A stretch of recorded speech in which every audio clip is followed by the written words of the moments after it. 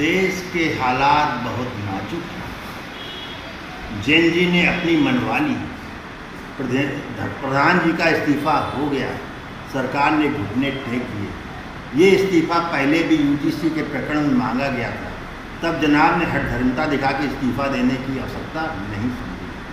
अब देश का जैन जी दो हिस्सों में बटा हुआ है। आरक्षण का विरोध के संबंध में जैन जी फिर लामबंद होने लगा है। उसको ये मनोबल प्राप्त हो गया है कि शायद हमारा आरक्षण भी खत्म कर दिया जाए। आरक्षण है क्या? आरक्षण संविधान की अस्थायी व्यवस्था है, वो संविधान का हिस्सा नहीं है, मौलिक अधिकारों का हनन है।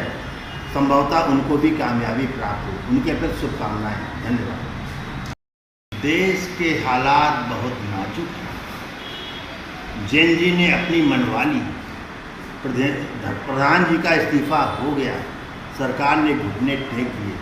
ये इस्तीफ़ा पहले भी यूजीसी के प्रकरण में मांगा गया था, तब जनाब ने हठधर्मिता दिखा के इस्तीफ़ा देने की आवश्यकता नहीं समझी। अब देश का जैन जी दो हिस्सों में बटा हुआ है। आरक्षण का विरोध के संबंध में जैन जी फिर लामबंद होने लगा है। उसको ये मनोबल प्राप्त हो गया है कि शायद हमारा आरक्षण भी खत्म कर दिया जाए। आरक्षण है क्या? आरक्षण संविधान की अस्थायी व्यवस्था है, वो संविधान का हिस्सा नहीं है, मौलिक अधिकारों का हनन है। संभवतः उनको भी कामयाबी प्राप्त हो। उनके प्रति शुभकामनाएं। धन्यवाद।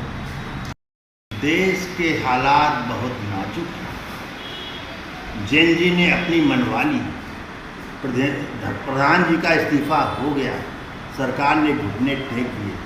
ये इस्तीफ़ा पहले भी यूजीसी के प्रकरण में मांगा गया था, तब जनाब ने हठधर्मिता दिखा के इस्तीफ़ा देने की आवश्यकता नहीं समझी।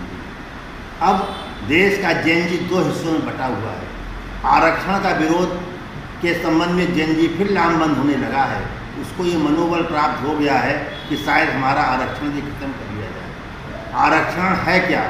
आरक्षण संविधान की अस्थायी व्यवस्था है, वो संविधान का हिस्सा नहीं है, मौलिक अधिकारों का हनन है। संभवतः उनको भी कामयाबी प्राप्त हो। उनके प्रति शुभकामनाएं। धन्यवाद।